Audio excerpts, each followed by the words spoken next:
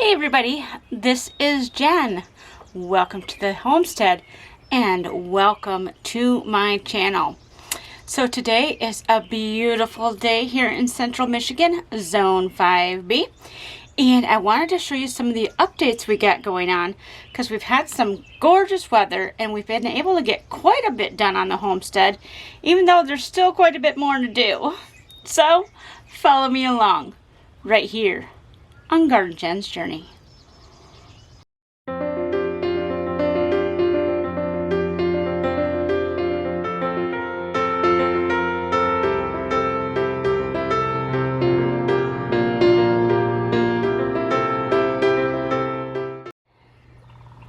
Alright, so this is my container bed area.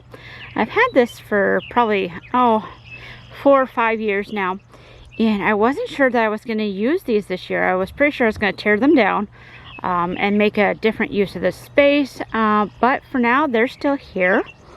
So today I just got done planting radishes and some salad mix and some parsley in these beds, the seeds, and I have them covered just to deter my outdoor cats from using them as a litter box. Once the plants start growing and the leaves start filling out the beds more, I take the lettuce off and I don't have to worry about my cats getting in them. So I've been doing some work in this old main garden area. We've switched it from what it used to grow, which was, this was my only garden when I started gardening, and this is where I grew, all my vegetables and stuff. But now that we have the bigger garden on the other side of the property, this is being used to grow all sorts of fruit in here, and I'll take you around in just a minute. We have some daffodils that have finally bloomed over there. And then I'm still working on this bed here. This is my rose area.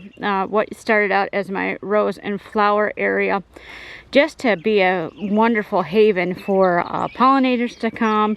And I do like roses, so I put those in here as well. And I have it sectioned off, and I have to change this board out. It's not going to stay in here. I kind of have it sectioned out into quadrants, if you will, because of the different stuff I have planted in here. And I wanted to keep an eye on where everything was. That way, if I decided to plant something new, I wasn't planting over top of something else that was already here. Especially when you have very seasonal plants. Like we have some irises here, and then of course the daffodils. And when they die back, it's almost like there's nothing there. So I didn't want to accidentally plant something on top of these guys without knowing where they were first. And then I have some roses right there. That spot is empty right now, so I could plant some stuff there if I wanted to. And then I have 2 remaining roses here. We dug out the big ones that were right here because they were just too big for this space. We're doing some spring cleanup on the medicinal bed, and I have tulips that are coming up. My chives are coming up. My yarrow is coming up. My valerian is coming up. I do have some lemon balm that's starting to peek through here and in the path there. This year, I don't think I ever explained this. This tree is actually a mountain ash, and it has been growing here for, at least since we moved in. And we've tried for 7 years to kill that thing because the roots actually go under the building here. But we've not been able to kill it. So last year we decided, you know what, we're just going to let it be, let it grow so it becomes another tree. Eventually this garage is going to give way anyway. You can see the cracks and things, so it's not like we're damaging a brand new building. Anyway, so we decided to put the T-posts in to pull this tree, and it's a 2-stem tree, away from the building, away from the eave, so it grows up away from the building that way, so it's not pressing against the building, even though the roots are somewhere down there. But again, it's gonna be just a nice tree for the birds and stuff that need this sort of thing. So, you know, sometimes you can't win when it comes to removing something like this. So you have to figure out how to work with it instead of against it. Just got the black raspberries in the ground this week. And then I have my golden raspberries back there. My blueberries just put in as well. I have 3 that are alive. They've got greenery on them. And there's one right here. I don't know if you can see it in the camera, but it's basically just sticks. But they're still pliable. So there's still life in that. I'm just not sure what's going on. So I figured I'd give it a chance, you know, and just put it in the ground. And, you know, it's very easy to pull back out if it doesn't do anything. And then, of course, I have the other different raspberries that I have as well. All my winter sown jugs are happy so far. These are all the cold weather crop ones. And almost all of them have germinated. There's still some that haven't quite germinated yet, but almost all of them are germinated. My arugula, which is the one that the label kind of went shoop, that is really getting big. I'm going to have to transplant that probably within the next 2 weeks, I think. Right before May, I'll be transplanting that one. But yeah, these guys are doing well. You can see the condensation on them, which is important. If there's not condensation on them, it means they're kind of dried up. So they're really doing well. The only ones that aren't doing so well, and I might have planted them too early, is my peas. It looks like my peas rotted instead of germinated. But I'm going to go ahead and plant some more probably next week and see how they do. Peas shoot up really quickly. You could plant them in the ground if you wanted to, but I have found that with having slugs and snails and things, I like to give all my plants a head start by putting them in the jugs first, and then when they get about yay big, I go ahead and put them in the ground, and they can take dealing with slugs and snails a little bit better than if they're just coming out of the ground. I brought my seedlings out of the greenhouse today. There's a nice little breeze going on, and my greenhouse is almost 100 degrees right now, and it's just the beginning of the day. So I brought them out here where it's not so hot, and they can get that nice breeze that will help stiffen up their stems, and they're doing really good. I have my peppers, and then I have tomatoes. I have eggplants. They're a little slow right now. And marigolds that are all in these, and these are pretty much all for the farmers market, except I will keep some peppers. Peppers need it hot, which is why I generally don't winter sow them anymore, because they just grow too late in the jugs because they really like it warm. So I grow these in trays and stuff like that. Look at this nettle. It has really taken off. I'm probably going to be able to harvest some of it before May, just because of how fast it grows. And I'm kind of excited because I was running out of stinging nettle in my apothecary. So definitely excited to start harvesting that again. My strawberries are really doing good. It's good to see that they're all doing well. I bought these are giant strawberries. I got them from Gurney's, and you know, sometimes you get good stuff from Gurney's, sometimes not, but I'm pleasantly surprised that all these have grown very well, and so it was a good surprise this time from Gurney's. My containers of lettuce and thyme and mustard, I finally can move them around. I think this weekend will be the last weekend I'll have to cover them for a while. It's really warm overnight, but starting Sunday, we have 3 to 4 days that's supposed to get almost freezing again. So I keep these all close together so I can cover them with the frost cloth. All right, so this area is starting to look a little different as we've torn down some things. And it also shows what happens when you have a leaking hose. I haven't been out here yet this morning. This is the first time I came this way. And there's a lot of water. But, you know, it happens. Sometimes you don't realize that you have a leaking hose until you see the results of said hose. Anyways, glad I have my muck boots on. But yeah, we took down the shade coop that was here. We took down the fence that was over there. And we planted my fruit trees. See if you can see them here. All the T-posts there are my fruit trees. I have one T-post I have to put in because I wasn't going to put that tree in right there because of this tree right here. Now this is a dead pine tree. I mean, it's dead. But it still serves a purpose. The birds love this tree. And so we were at a quandary whether we were going to cut it down or leave it. So I wasn't going to plant a tree right there because if we cut it down, it was going to get pulled that way, which would have, you know, crushed that tree. You can see the bark is just peeling off this. But it's still quite solid. It's not going anywhere anytime soon. Like I said, the birds enjoy the canopy of it up there. And so my husband said, go ahead and plant your tree because I'm not cutting this tree down anytime soon. My comfrey is doing pretty good. It's really waking up and really starting to put some growth out there, which is awesome to see. I also have some hyssop that I planted over in this area, and it is doing very well.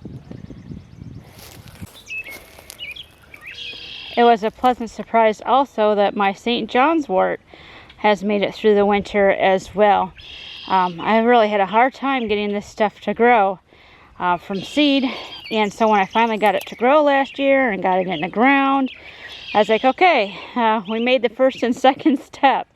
The third step was, of course, getting it to survive its first winter, and it did so with flying colors. It's really, really looking wonderful. All right, so here we are in what is now the main garden area.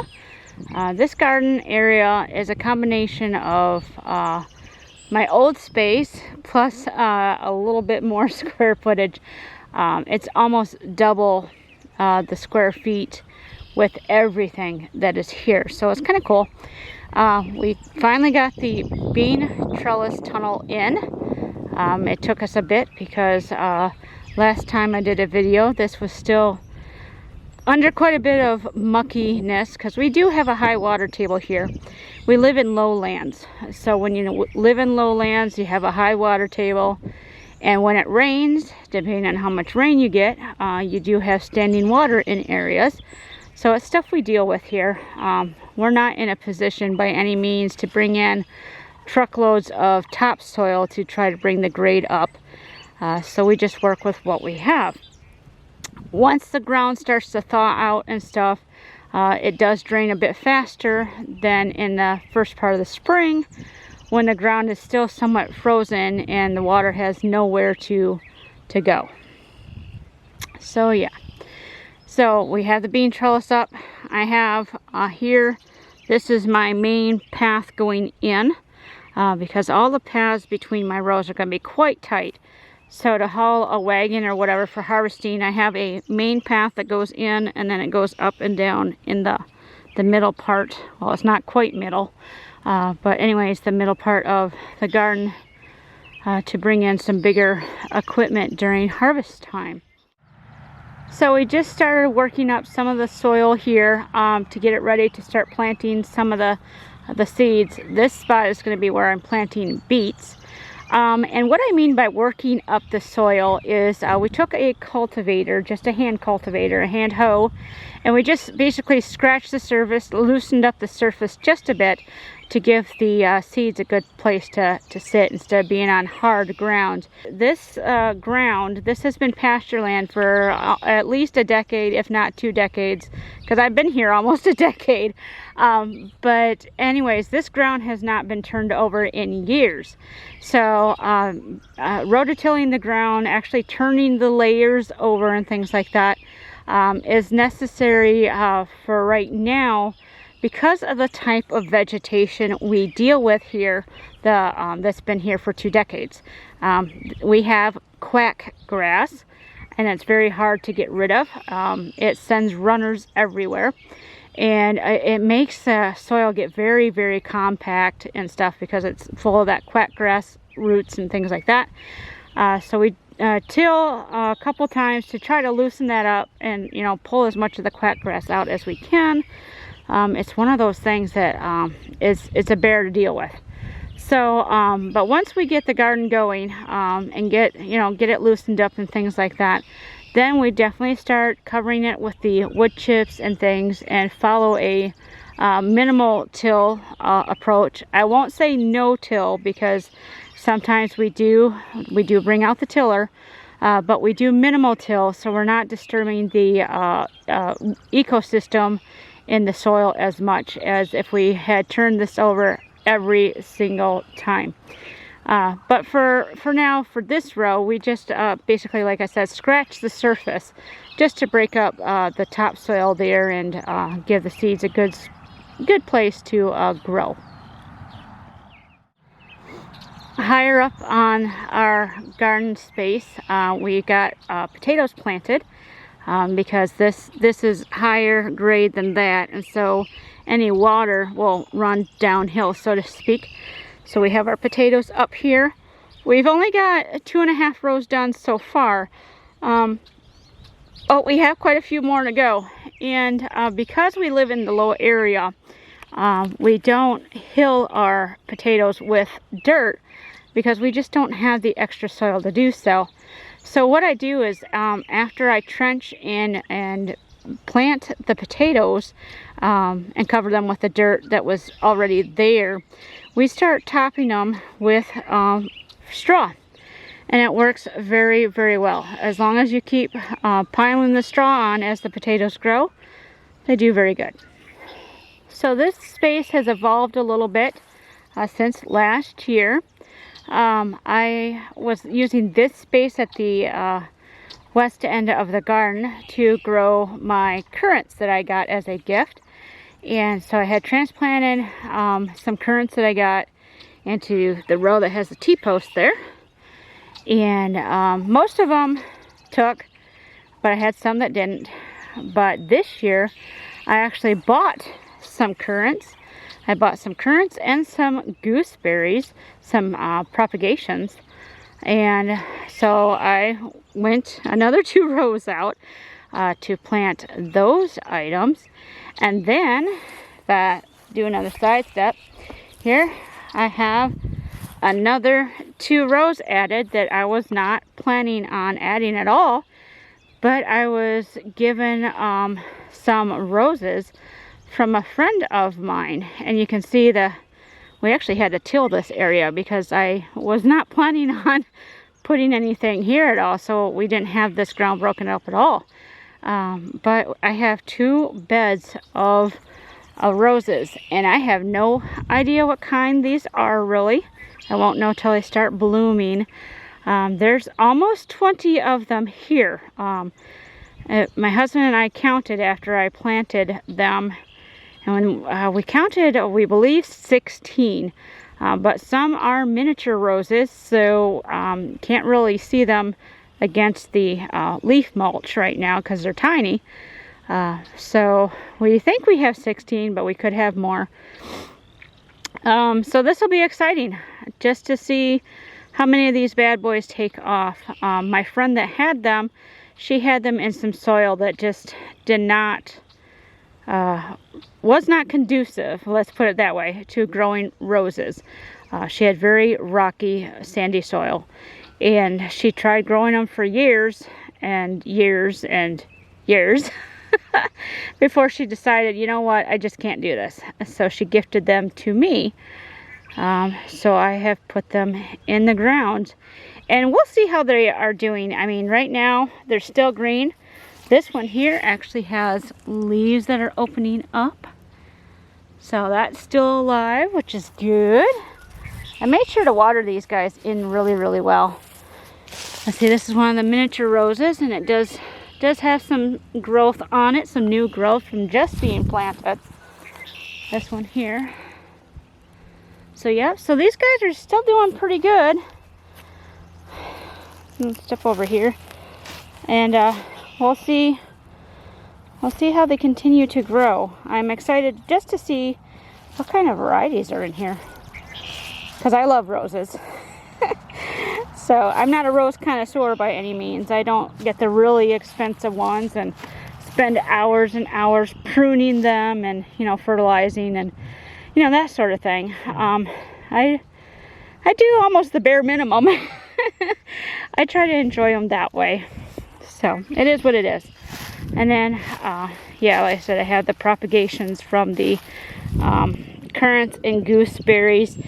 And I'll see if I can show them. I have them quite buried. You can see some growth there. And some right there. But I have them quite buried with a leaf mulch, because these are basically just sticks in the ground. And we do have some cold temperatures coming up. So I want to make sure that they're protected from those cold temperatures, because they don't have any roots yet. You know, they're just sticks in the ground that are doing very well, but we want to protect them. So leaf mulch is great, especially when you get it chopped up. It's good stuff. So that is what's going on here on the homestead in mid-April almost. We have some beautiful weather going on, but this weekend it's supposed to snow.